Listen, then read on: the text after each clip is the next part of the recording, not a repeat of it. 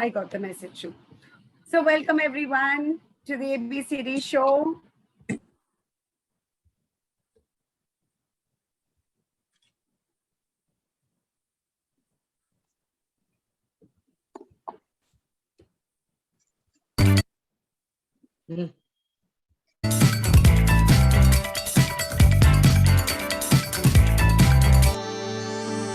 Hi, I'm Amrita Rajpal. I'm an early years specialist. I've been teaching for 22 years, but I've been learning my whole life. And that's why I have a company named Edu Learn Grow. I'm passionate about creating learning environments that are engaging, meaningful, and fun for children. I'm also a sports nutritionist, an avid traveler, an active Rotarian. I'm the territory head for the Early Childhood Association Mumbai. I'm the founder of EduLearn Grow and the co-founder of the ABCD show. Hi, I'm Bela Kutwani, also known as Big B. Big for the size of my heart and B for Bela. A fun-loving person with a great sense of humor and a passionate pickleball player. National Core Committee member of Early Childhood Association, founder and principal Cosmic Kids International, co-founder Puppet Maestros and the ABCD show. An educationist and a puppeteer who helps teachers to make learning fun for children by using puppets as a tool for teaching.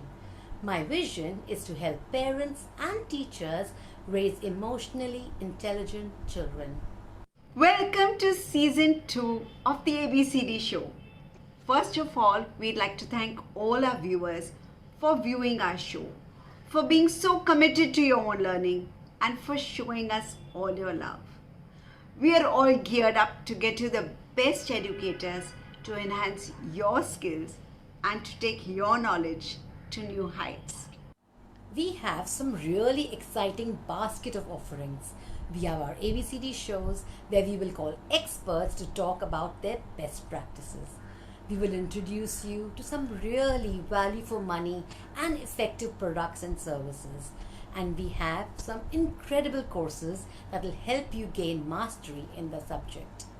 Season 2 has a different format. We will have Ask Amrita and Bela on alternate Wednesdays, where you will ask us your questions on child development and we will revert. And on the other 2 Wednesdays, we will have ABCD shows with speakers or we'll showcase new products or new ideas and innovations. So, parents and teachers, email us your questions on topics relating to early childhood development, education, and rearing on the ABCD Show 6 at gmail.com. And we will be back with the answers on Facebook Live. Waiting to see you soon.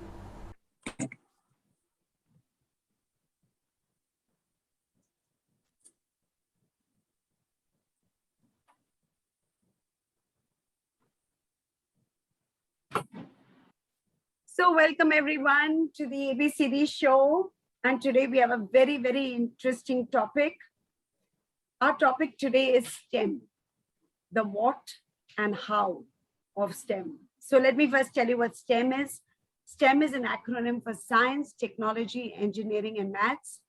And STEM schools focus on these subjects to help our nation's youth gain the skills required to succeed in today's challenging world. We have with us STEM expert, Dr. Sonali Dasgupta. She is the founder and director of STEM Monsters, an online STEM learning platform for 8 to 14-year-olds across the globe. She is an alumnus of IIT Delhi with a PhD in physics. She's also been a research scientist across UK and US. She has more than a decade's experience of working at world-leading academic and corporate research labs. So STEM Monsters is a leading STEM learning ecosystem where children learn accelerated science, technology concepts through fun, hands-on experiments and activities. So Nani, we want to start. I can see that you have a degree in physics from IIT and you've been a research scientist. So how did this concept of STEM monsters occur to you? Also, just tell us more about the age groups of the children you cater to, and let's just start. Sure. Thank you, Amrita, for that wonderful introduction. I think you've made my job a lot easier by already telling the full form of STEM, because that's the first thing: science, technology, engineering, and mathematics.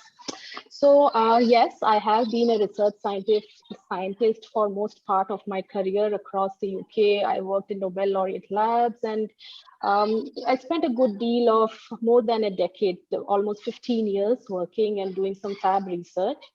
So I was in the UK and I returned to India in around 2019, end of 2019. And I started looking at the ecosystem over here, and I was figuring out my way as to what do I want to do next, which was my next stage of life.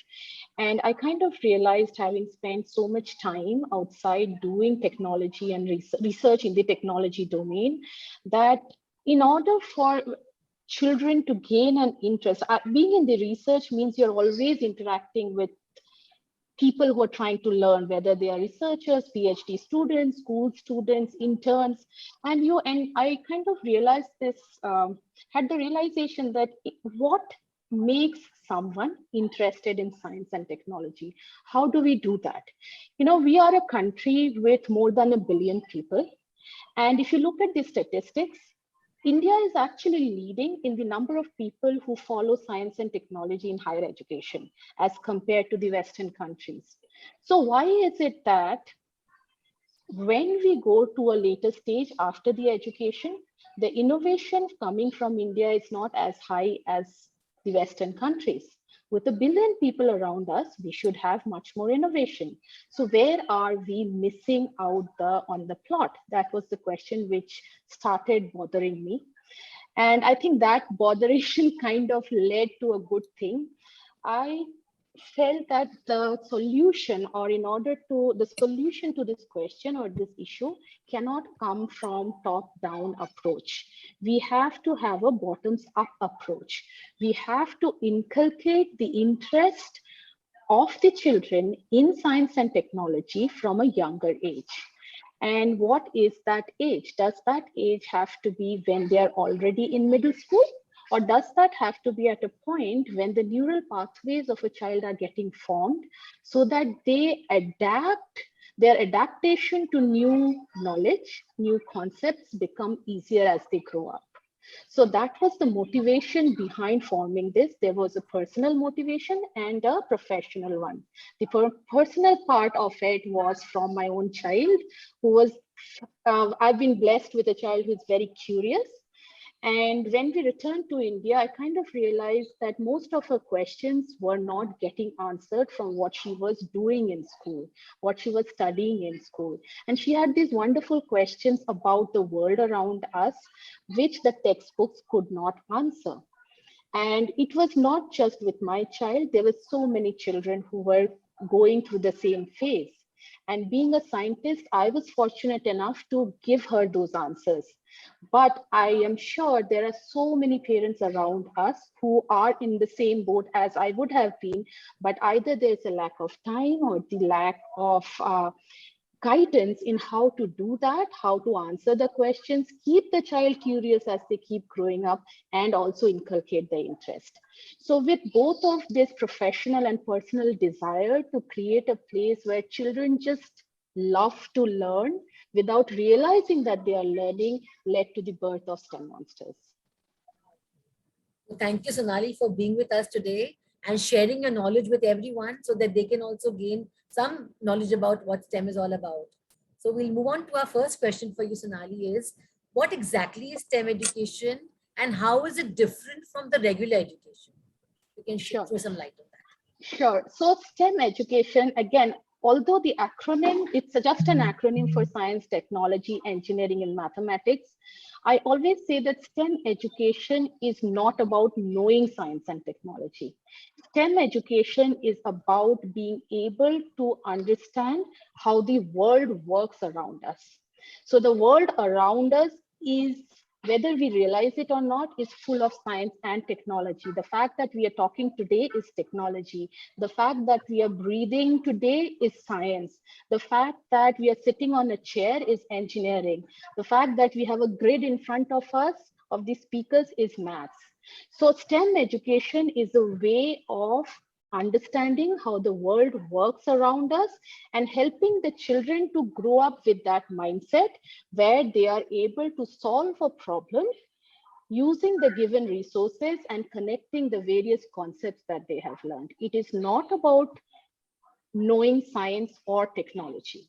So usually when we talk about the conventional learning system or the structure that is there, we talk of science separately, we talk of math separately, we talk of English separately. STEM education is a multidisciplinary way of learning without the boundaries of subjects that we as educators have put through the centuries. And I saw a very interesting pictograph a couple of days ago where it showed that technology of how computers looked in 100 years ago and how they look now has changed drastically. But a classroom setting, which was 500 years ago, and how it looks now is still the same. It has not changed. So should that not create a question in the lives of us in the minds of us as adults, that if technology which drives the world around us has changed so drastically, the learning system should evolve along with it. So that is how STEM education is different from conventional education system. It helps us to connect the dots between what we learn to how they are being applied in the world around us, so that when these children grow up, they can think in a way which is unconventional, yet are able to solve a problem by analyzing and thinking out of the box based on the resources they have. Sonali, I really like your idea about not compartmentalizing these subjects, because I think our brain is integrated, and I think the setting also and the subjects also need to be integrated for our brain to assimilate all that knowledge and to make sense of it. So really, really, absolutely bang on track with what you said. And our classrooms also need to change. We've changed with the subjects and the knowledge, but classrooms remain the same. So I guess we are taking things forward with the NEP, who has suggested so many different changes. And NEP has put a lot of focus on STEM also.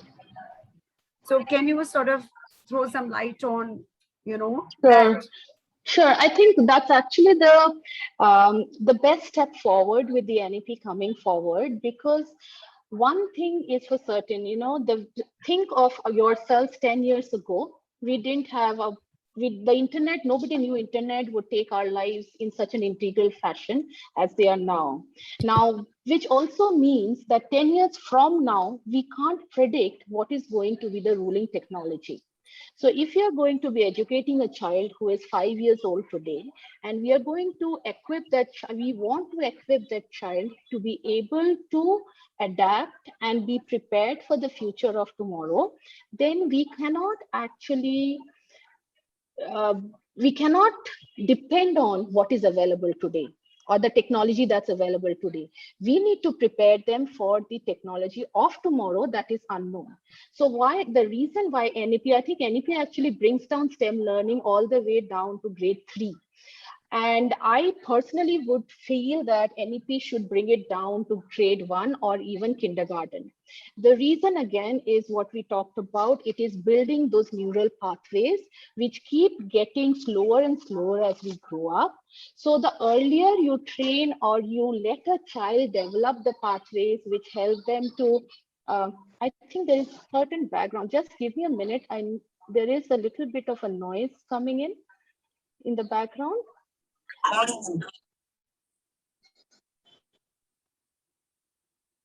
So yeah, so when we when we have the NEP, what it helps us to do is it will help these children to get the critical skills that they need in order to be able to succeed in the unknown world of tomorrow. And in order to succeed, fundamentals never change, right? Fundamental concepts never change. But what changes is how we apply those concepts to the applications that are necessary. So what NEP is trying to do is to prepare today's children for tomorrow's world by equipping them with the key skills that they will need to be successful and adapt to the job landscape of tomorrow. If we prepare them for today, AI is very big. We didn't know about AI 10 years ago. What is the guarantee that AI will be big 10 years from now? Probably not. You will have codes by Google who will say, go put this code on the website and AI is done. Then what does that child do? So what STEM will do is not ask that child, okay, put that code and get prepared for AI. It will give him the key critical thinking skill set where he'll say, I need to solve this problem and I know these are my tools and I'm going to solve for it. Basically, it's more of an application base. You learn and you apply it and you know whether it's... Yes. Yeah. You know, today's world is all innovation driven, technology driven. And whether you are a painter, you are a music director, whether you are a cinematographer, you have to understand science and technology to a certain extent to be able to apply that to yourself and your career, your passion, in order to be able to move forward. So what STEM education does is it helps you to be prepared for whatever field that you want to follow in the future with the fundamental skill sets. It's like a toolbox. It is not about knowing physics, chemistry, mathematics. It is about having this toolbox which you can use as and when you want to use. Lovely. So can you just let me know that how can we use STEM education in the early years, offline and online? So how can we, because now we are doing online classes as well, and even, so how can we use STEM in that online class as well? So for example, our STEM Monsters is a completely online platform. Now, with the younger children, of course, online is always a challenge to have them sit in front of a screen. But believe me or not, when children are doing something hands-on, you will see that their attention span is much more than if they're just watching the screen. So one of the simplest ways, even if for a pre-primary child, for example, if let's talk about something like numbers, that's a very basic skill that you would teach to a grade 4, grade 5 child. Now, a simplest way that I can think of to introduce STEM in doing numbers is you can say, okay, we are doing 1, 2, 3, 4, 2, let's say 1 to 10 counting. Can you think of animals with the number that we are talking of? And it makes you think, right? And that is the purpose. It will make the child think. And it will make the child connect to something they have seen around them. A spider has 8 legs, an octopus has 8 tentacles, or an insect has 6 legs. Is there anything with 5? Is any living creature? No, doesn't. So see what you've done now. Just with this simple conversation, you have asked the child to think. You have asked the child to analyze, compare, and also learn. This is STEM education. So it doesn't always necessarily have to be an activity. It is making the child connect to the world around him and realizing it's omnipresent.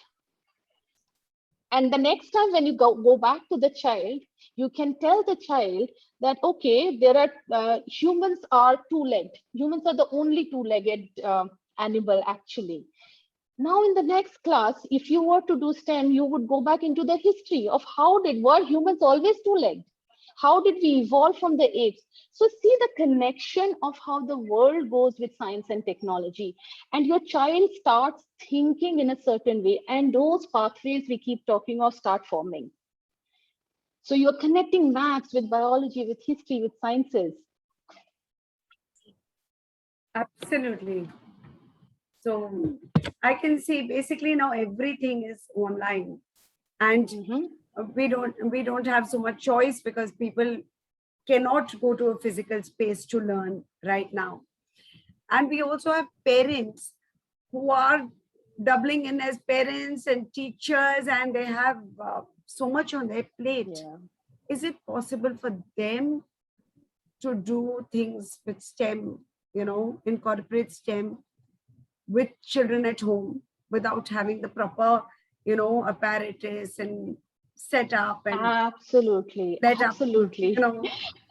I think one of the myths about STEM, which is quite popular, is STEM is about expensive equipment, STEM is about labs, STEM is about technology. It's not. And as I started this wonderful conversation, STEM is about knowing how the world works around us. It is not expensive, it is not super complicated. Simple things like you want to talk to your child. I always tell, although we focus on children 8 years and above, they all have smaller young kids. So I'll give you a very simple example. We were doing some electronic circuit with a Happy Diwali card where, you have these glow cards. So the children made the glow card themselves for Happy Diwali, 8-year-olds, 9-year-olds. We did it online. And they sent us the videos that, ma'am, I made a Happy Diwali card and the LED glows and everything when you open the card. This one child had a 4-year-old sister. And the parents sent me a picture later on within half an hour with the same card that his elder brother had made. And instead of the LED, she put a glitter star over there. And she said, it glows like a star. So, the issue, the thing about STEM education is it is about interaction. Talk to your child, make them think. Do simple things. How can we are talking of the sun, we are talking of the sky, right? And you ask your child to draw a sky during afternoon and during sunset. Make them think that the sky is orange in the evening and blue on a clear day at noontime. And then you start talking, why do you think it is blue and red? The same sky, the same sun.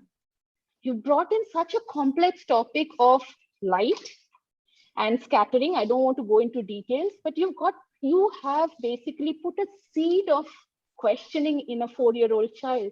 Yes, the same sky has so many different colors. So it is not about, you don't have to do a complicated experiment. For a young child, it is all about imagining.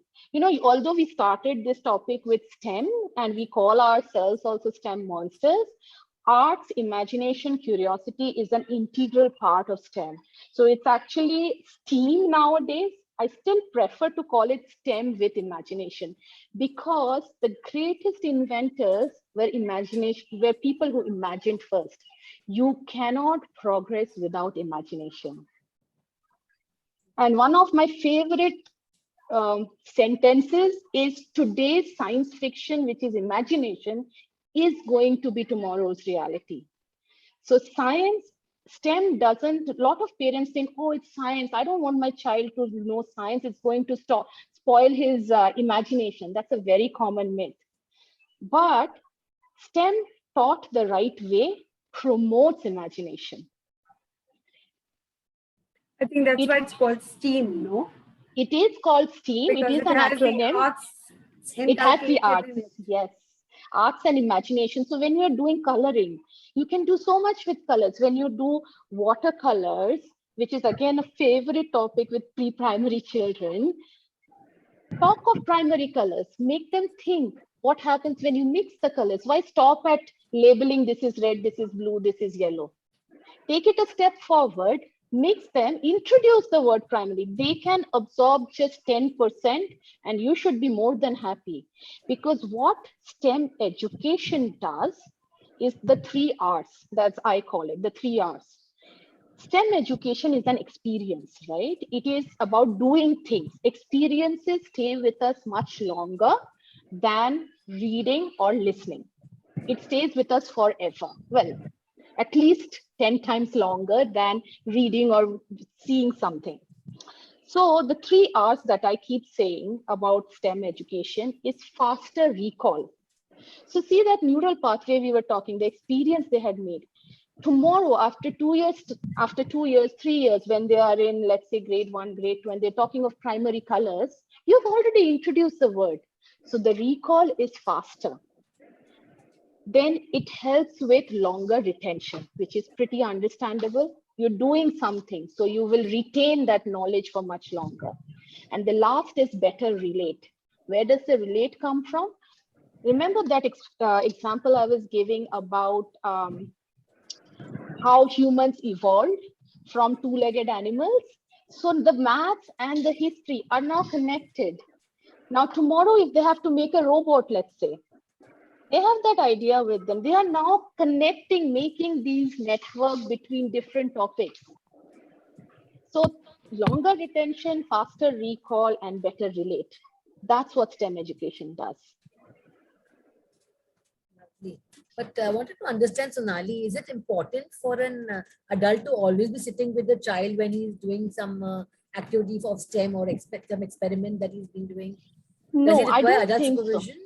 I don't think so. So one thing definitely has to be thought of carefully, being educators, is that the experiment or the activity must be child safe. That's the first step to any development of any STEM curriculum, because these are hands-on things. However, once that aspect is taken into picture, think of this painting the sky. You don't need to be sitting next to the child. You need to put in that idea of sky at dawn and sky at noon, and you can let the child do it. What is necessary is the engagement pre and post the activity, rather than through the activity. So that is very important. However, once during the design of the curriculum, if the curriculum is properly designed to be child safe, there's no need to be sitting through the activity. And it can be done. It can be done. The child is a little small, he may even mess up the paint, but it's okay, I guess. That's okay. That's the part of learning, right? True. That's part of the learning always. Right.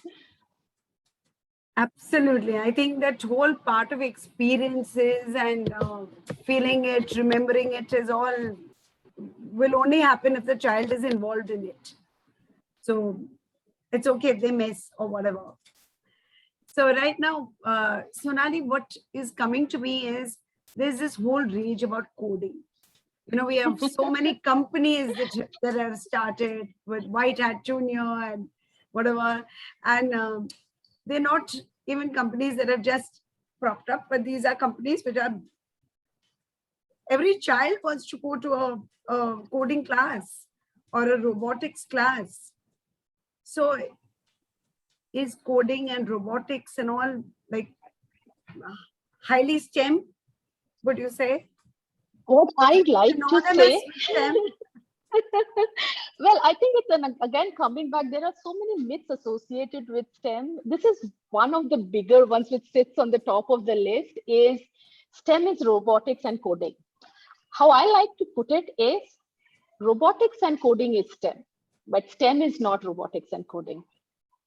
So robotics and coding is a small part of the T in STEM. Yeah, small part of T in STEM is robotics and coding. I am not saying it is not important. I'm saying it is one part of many things that STEM stands for. So all of this euphoria about coding, euphoria about robotics, is it necessary? Yes, absolutely. Is it necessary for a child who is 8 years old? I don't believe it. I've been a scientist my entire life, working with the most complicated codes and softwares that are out there. I can tell you for a fact, if you can think, coding is nothing but a syntax. Syntax in normal word, like the definition of syntax is how you write a sentence, what language you write it in. Today's Scratch might be the rage for children. Tomorrow it will become something else. Now, if you're going to tell your child the 4 sentences to draw a square on the Scratch or whatever game they are making, if they don't understand why they're doing what they're doing, they will fall flat on their face tomorrow if that software changes to something else. What you need, we do coding with our kids, the 8-year-olds, and we don't use screen. Believe me or not, we don't use screen to teach coding. And all of our kids. Chalo, Chalo, bye. Meg, can you just mute yourself, please?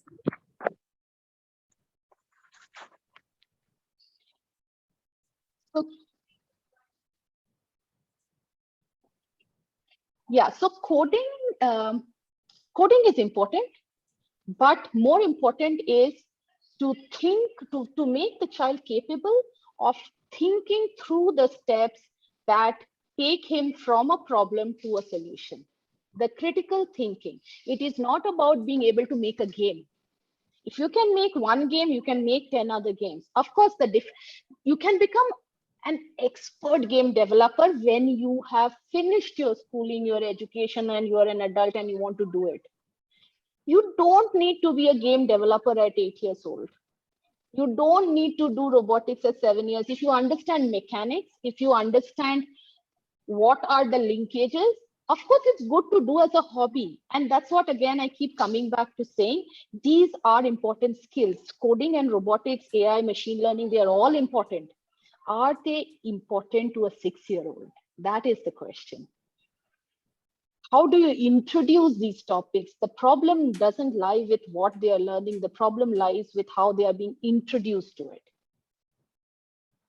True, actually, everything is understanding a sequence of events Yes. would also be coding, you know? Yes. Yes. Yeah. Or following directions could be coding. Yes. And we all know that children learn from concrete experiences to abstract. So I guess it's important that children learn it in the preschool years. Yes. And develop this whole base before they start going for classes and Yes. making it, Yeah, I mean, we have this thing about introducing the concept of coding to children because everybody is fascinated. They want to know more. We have this thing where one of the person is the coder and the other person is the robot. All right.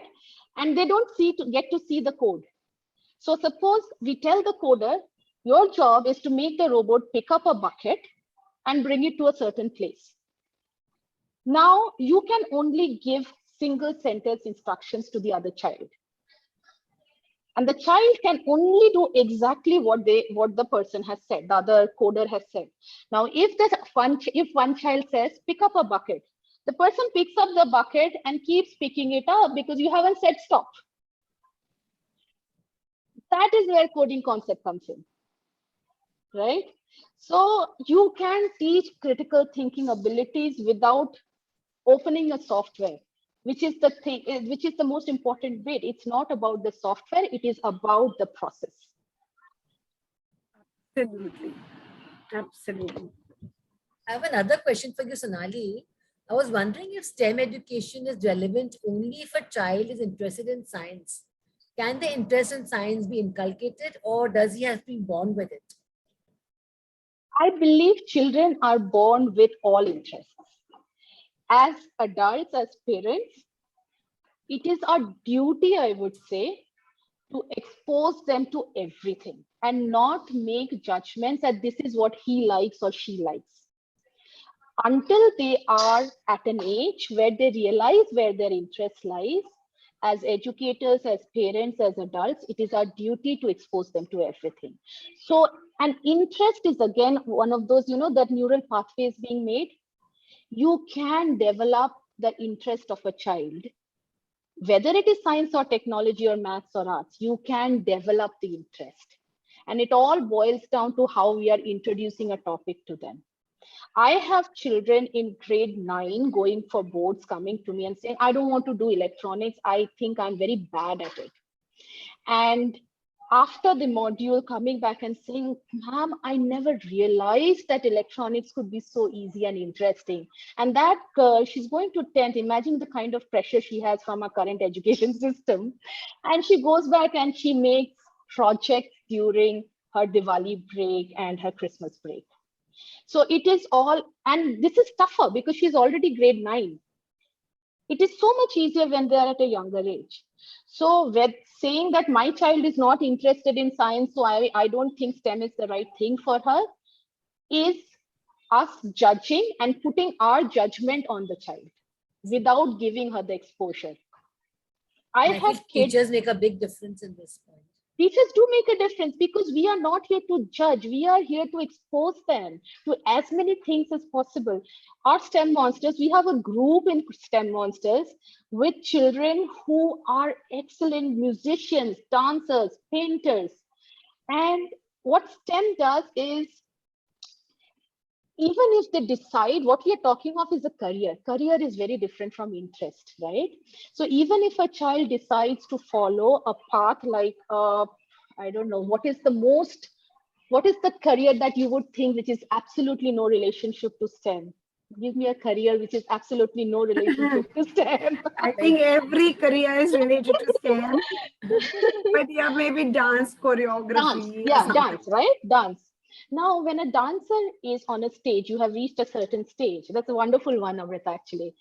The lighting, how Wait, the I lighting can would see the fall. connection to STEM, but I'm just Yeah, saying. exactly. So how the lights would fall on you, what kind of materials should you be using so that you're visible, what kind of a background should you have for the contrast.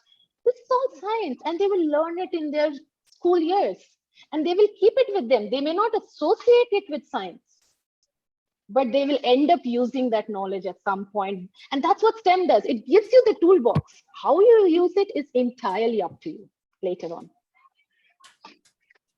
I think as parents, as educators, it is not correct to say, oh, my child is not interested in science. I don't want to expose him or her to STEM. Give it a chance, see them bloom, see them make new connections. And everyone goes back with a different inference. You know, that's the beauty of hands-on learning. Everybody goes back with something different. At the end of our sessions, when we ask children, what was your takeaway? Trust me, each child has a different takeaway. Somebody would say, I love the color. And the other would say, I loved how how it was shining brightly when I put it under the light. Or somebody would say, I loved mixing process. I'm going to use it in something else. Every child will take what she or he wants to associate it with. That's the beauty of not having boundaries, not saying this is physics, this is maths. I agree totally. And when you were talking about that child, who was in ninth standard and told you that I don't like electronics, what came to me was there's so much burden of Yes. studies on children today. Yes. They are absolutely burdened. Yes. And STEM seems to be, can STEM learning be used as an alternate to this, regular learning that we have in school? Because that clearly that learning is burdensome for a child. Yes, it is, absolutely. And what I feel is, if structured properly, I will not say that STEM is going to replace your traditional education. I will not say that. That would be wrong. Primarily because I think our entire education system, at least in Southeast Asia, is still not mature enough to give the chance to a child who has only explored hands-on. They still need degrees, they still need to show something. And that is the reason I would say it is not going to replace the traditional education system. However, having said that, I do have homeschoolers, multiple of them. There are lots of homeschool children who come. There are lots of children from IB who come to STEM Monsters, from Singapore and other places. What I realize is a lot depends on how you are disseminating the knowledge. Do you want to make it fun, or do you want it an additional education system? When you make it fun, and again, coming back to these children, I have a group of children who are in grade 9. They came to me and they said, ma'am, I have my physics exam tomorrow. I'm like, why are you coming to this class? Go study. And they're like, no, ma'am, this is the only break we get. That is what learning should be. It gives me goosebumps. Even today, I hear it every week. It still gives me goosebumps because they come and they say, yes, but coming to STEM Monsters, doing that, something which is not in the syllabus, that's the only break I get. And that's what education should be about, right?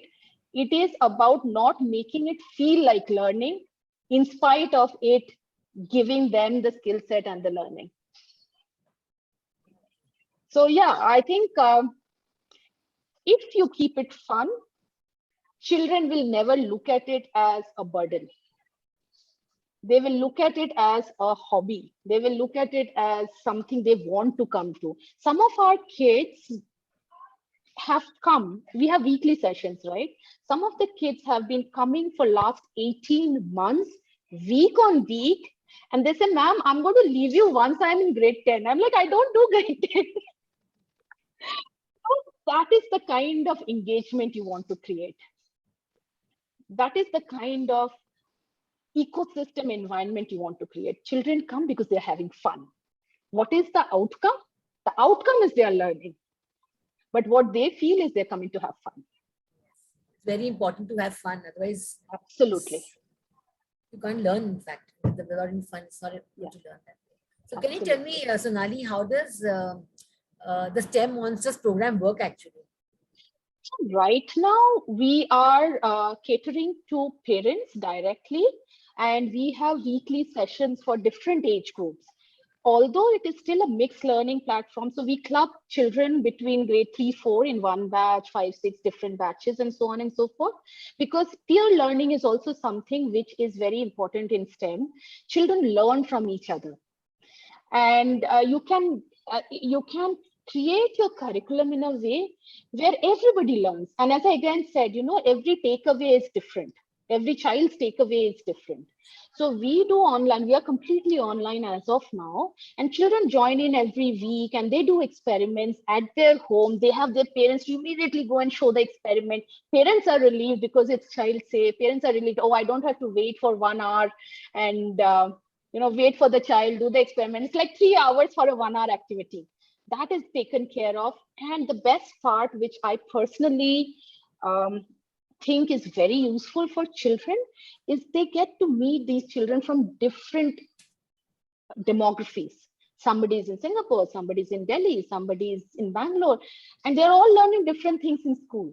But they come to this place and they talk with each other and they learn from each other, in spite of the different backgrounds and different systems that they're coming from. So that's what we do right now, which is directly to the parent. The reason we have not actually gone to pre-primary or kindergarten schooling, and I do have a lot of people coming and asking, when are you going to create curriculum for the pre-primary? The primary reason why I am still hesitant to do it, we are going to launch it soon, but the reason we are still not doing it is because in the online mode, I don't believe children younger than 6 can effectively learn, however hands-on you make it. A parent needs to be there.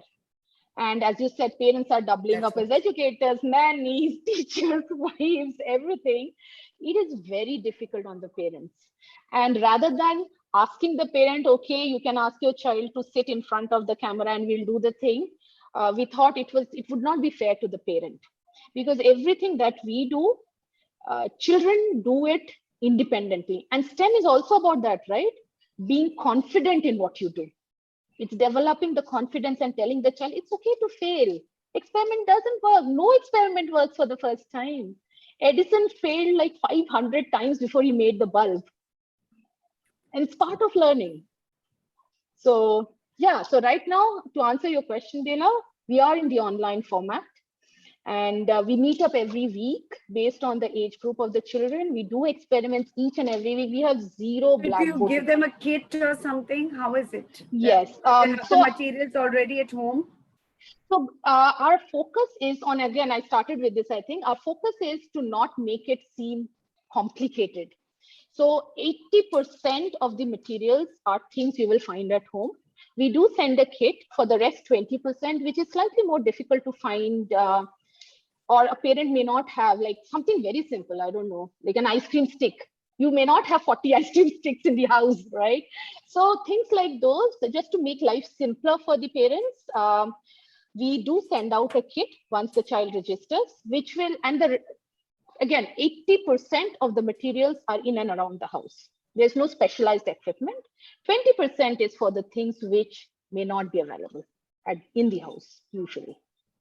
What if a school wants to do this in their own school now? I mean, and their strength is about like 40 kids in one class. Is it possible to conduct an activity like this with 40 kids? So yes, it is. However, it depends on what format, again, you're talking of.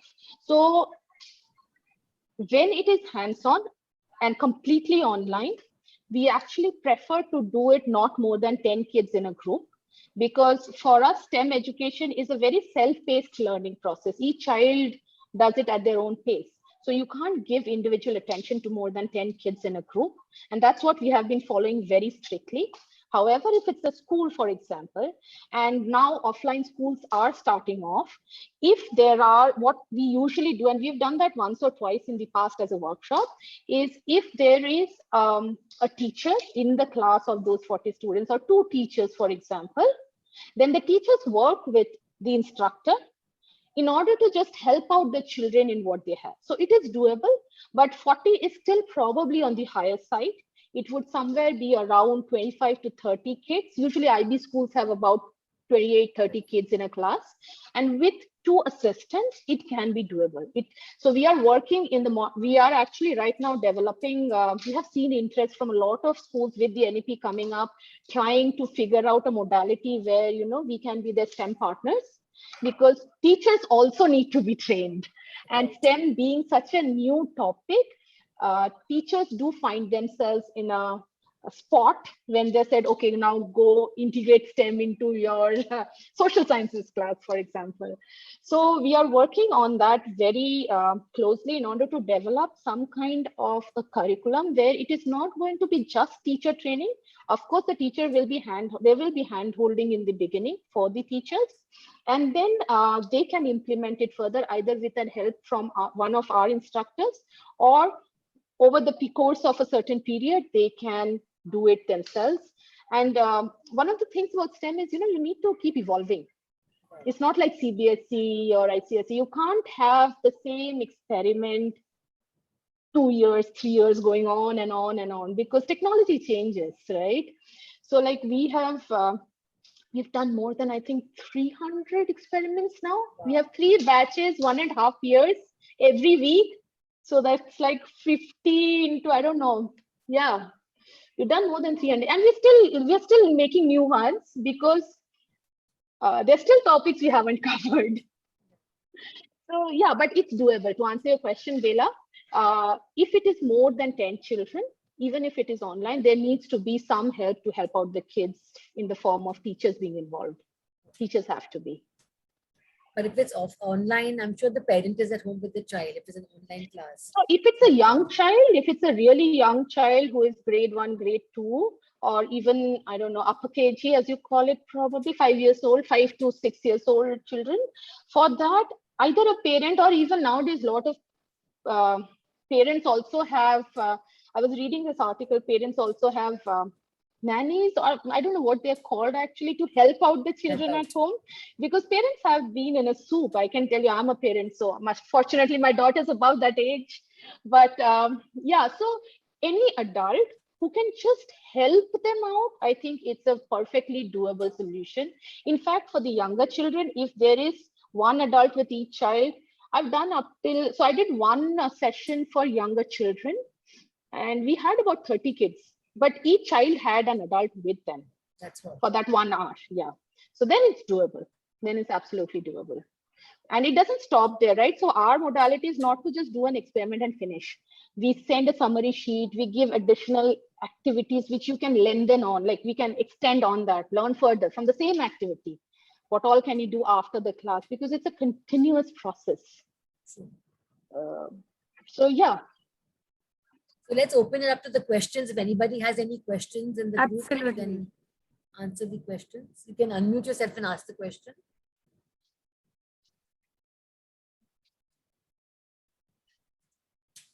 Anybody in the audience for some questions? Oh, I have received a question. Yes, please. Ms. Subhalakshmi says, can you please give an example for taking STEM method if you take a topic for math as currency for senior KG? Absolutely. One of the easiest ways, and this is all off the top of my mind, so sorry if it's not completely thought out, but a simple way, if you want to do currency, for example, and the first thing that would come to my mind if I were to do it, take the world map. Take the world map, start pinning the, so STEM again, I said it's a correlation, right? Pin the countries you want to talk about on that map. Then take your currency, okay? And assign one child, let's say we are doing India and UK, right? So assign one child, you are in India, another child, you are in UK. You give them the printouts of how the rupee looks like, just the symbol of the rupee, just the symbol of the UK pound. And now you say, they are different sizes, so you won't be able to fit in, right? You can't exchange this. You are trying, I don't actually understand the complete question, but if it's about currency exchange, then you say that you have these 60 pounds, which is basically, so you say, if I have 1 rupee for the child who is Indian and the child who is from UK, so-called with the pound in hand, and you say, I can't just exchange because they're different sizes. What do I do now? I can give you this, but in return, you have to give me 60 of your currencies. So it is as simple as now the child thinks, oh, I am from UK. They will associate immediately. Which country was I supposed to be from? I'm supposed to be from UK. What was that thing I had in hand? Pound. Instead of writing on the blackboard, you have it like actual currencies and you have a world map. So you have connected your world map to your maths, to your currency. So if the question, again, as I said, I don't know what the question actually says. If it is about currency exchange, that's the easiest way to explain the currency exchange to a kindergarten child, that they are not equal.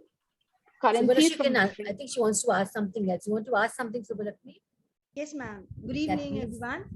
Yes, Sure. thank you for the attending the question, ma'am. Actually, we soon will be having a project display online for our kids. And we have taken money magic as our topic. And we actually are going to introduce STEM in that. So we are actually trying to see the possible ways of putting STEM in the topic of currency, where the currency has come from, the ancient currency, the current currency, the foreign currencies, why do we need money, and the technology like the ATMs, the bank, everything we are introducing. But somewhere or the other, the STEM, some or the other thing, S is going to be failed. You know, the science, what is there is lagging somewhere. So this is what actually I wanted to ask. Thank you, Subbalakshmi, for that question. Very interesting question. Thank So, you. So when you're doing a board, as I said, science doesn't necessarily always mean experiments. Social science is also science. It's about the evolution of currency. What you could probably do, because your age group is very young, you could do a roadmap. You know, you can make a road on I don't know how you're doing the project, and you say this is where it all started. And along the way, and that's where your maths comes in, you say 100 years. So you do it to scale. In 100 years, this is what evolved. There were coins and there were, the things that kings used to exchange. Then you put in another 10 years. Then you show, or 50 years, you show rupees came in, coins came in, right? Then you show another 10 years, last 10 years. Now it's all digital, it's mobile phones. So it's digital currency. So doesn't necessarily have to be an experiment. When you look at STEM, STEM is about connecting everything. Economic science is also science. So science, and when you bring in that thing about ATM and digital money and the evolution, you have actually interconnected everything. Digital money is the most recent one. So you cannot actually show digital money. So you can bring in that concept of credit cards, even tech. Okay. So these are all in the last 20 years. So it's very difficult to formulate the entire project that you are thinking to showcase, but these are some ideas which I think you can do in order to show the evolution of money and why is money required. Okay. Can I also suggest, Subbalakshmi, sorry, but I loved what Sonali said initially with that map over there of all the different countries. Now, all this is also environmental science. Yes. Right. Girija, can you please mute yourself? Ma'am, you have muted yourself. Amrita, ma'am, you have muted yourself. I was trying to mute Girija, so I think I muted myself instead. Yeah, but yeah, so when we're talking about this, when we're looking at different cultures and we're looking at different countries, we're also looking at knowing our world, which is environmental science. Right. So, you're putting in your science over there. So you could have a good start with that. Exactly. So don't think of science as physics, chemistry, is what I want to say. It's not physics, chemistry, biology. Okay. No, don't restrict your understanding of science to physics, chemistry, biology. Okay. Subbalakshmi, I am tempted right now to talk to you about what science is, but maybe I should leave it for an Ask Amrita and Bela segment of what is science. Yes. Yes. Yeah. Thank you so much, ma'am. Thank you so much for the question Thank and you. the answer. Thank you. Anybody else for another question? We have just one more last question. If anybody would like to ask. I think Celine is saying something. We can also have a market. Let me see. We can also have a market set up to show the currency and trade happening in concern with the currency. Very nice. Yeah, Play that the is exactly Monopoly yeah, game, I would say. Monopoly. Yeah. That's exactly what I was saying. You know, you can assign children to different countries, give them their own currencies, and then say you can't exchange this because these are different. So then the concept of currency conversion comes into picture. So there are many ways to actually do these things hands-on, and it's wonderful to actually start talking money from a young age in a positive way, Right. because there's also a lot of, like my child is 10 and she was asking me, what's investment? How should I invest my pocket money? Can you tell me how to do that? And it's such a wonderful, it's lacking. We should have these conversations. It's important to have. Absolutely. So what I'm getting right now is, when with Subbalakshmi's question and everybody else's conversation is, STEM is applied and it has to be application based with technology, engineering, maths, and all this has to be in a context, Yes. just like what Subbalakshmi said, creating that project, it has to have a context of why, and you need to have a context, and you also have to have a connection with the classroom and the world. Yeah, that's the cannot first be- question. It's so nice, right? It's a full circle. We started with what is STEM education. And if you remember, for those who had not joined, I said that STEM education is understanding how the world works around us. To each and everything, bring in a relationship to the world around you. That's how you're going to make the world a better place. If you understand how it works, if you understand the problems, then you can come up with the solutions. I think Rupesh has a question there. He wants to know how to motivate the school teachers to adapt STEM. Very, very pertinent question. Very pertinent question. I would be lying if I said there are no roadblocks and no inertia of the teachers to pick up STEM education. Teachers, one of the biggest roadblocks that I see in my interaction with so many educators down the line is there is still a lack of information what STEM education is about. Teachers especially, unfortunately, feel intimidated. Oh, I can't do STEM.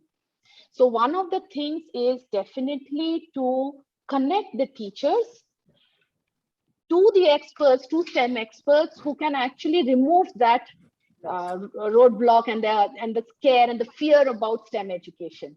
That is one of the first things. The second is obviously how to implement it. How can STEM be implemented in the regular day-to-day class? Because I can understand teachers have 30 children to cater to, 40 children to cater to. How do you do STEM with 40 children in a class? And I think it will happen it will take time as more and more parents also become aware of STEM education, start appreciating the teachers for what they're doing in bringing a new way of innovative learning process. Motivating school teachers, I think, will come from recognition. Recognition is something which will take time to come. So ultimately, I think the question boils down to a very philosophical one, and I don't want to get there because I will not stop talking when I go down that path. But motivating school teachers to adapt STEM is essentially, if a teacher is motivated in helping the children learn, no matter what, I think the motivation comes automatically. They're teachers who are committed to teaching in a new way, which is effective and needed for the world of tomorrow. Explaining to them that STEM education or teaching via STEM philosophy is what is going to get their children out there is the biggest motivation you can give. This is what is going to make their children prepare for the unknown future. Because ultimately, we are all educators for our children. That's what we are trying to do, prepare them. I don't know if anybody else has a better answer without going into No. philosophy. I think you said it perfectly well, bang on. So I think we have come to the end of our session today, Sonali. It was really wonderful having you on our platform, and you've really explained everybody about STEM so beautifully, I must say. So I think you can also share your number in case anybody Yes, wants to I'll get do in that. touch with you. They could get in touch with you Or personally. share your website or whatever. Website detail, I'll do that. yes. And everybody else who don't know much about ABCD, we also have a ABCD Thought Leaders group on Facebook. You can join that group. Please come and share whatever you've learned today. One small little comment so that others can also benefit from there. Or maybe you could share a takeaway right here on the chat. What is your one takeaway from today's session? Yes, that would be wonderful. If Yes. I really hope there is one takeaway, like a STEM session, one Yes. takeaway from today's session about STEM. That would be Yes. wonderful. How motivated are you all to start STEM? I would like to know. Yes. Yes. I think Sonali, you could also put up some of your STEM activities on our The Thought Leaders group Yeah. That so would that really help. people will interact, read, and spread the Yes. word around. Will do, absolutely. So I am sharing my website, phone number, and our social media handles. I hope I have typed them correctly so that they don't end up going somewhere else. So anyone who wants to get in touch, feel free to do so, whether it is about STEM or whether it is about how to introduce STEM. I would be happy to share it with you or your students or your teachers. And yeah, ultimately, that's wonderful, Rupesh. Yes, STEM is not a subject. That's wonderful. It is learning. It is a perspective to see things. That's what he says. That's wonderful. So I think that's bang on actually. Anyway, so for I get distracted anyone talking STEM. So yes, if anybody has any doubts, any questions, please feel free to get back to us. We are catering to a lot of parents, as I said, directly, the children in the age group of 8 to 14 years, doing all of STEM, science, tech, engineering, math, not just tech, not just science. That is important. Connecting the different topics, connecting the different subjects. India is still relatively new to this topic. It will take time, but it will happen eventually. And the earlier you get onto it, the better it is for your kids, is what I would say. So please feel free to get to me, reach out to me for any question, any answer, anything that you would like to talk about regarding STEM and innovative learning methods for the children. So thank you once again. Bye. Thank you very much, Bye, Bella. everyone, Thank for you, coming Amrita. to the Bye, ABCD everybody. show. Thank you, everyone. Bye-bye. Thank you, Sonali. It was lovely. And thank you, everyone, for attending the ABCD show. Thank you very much.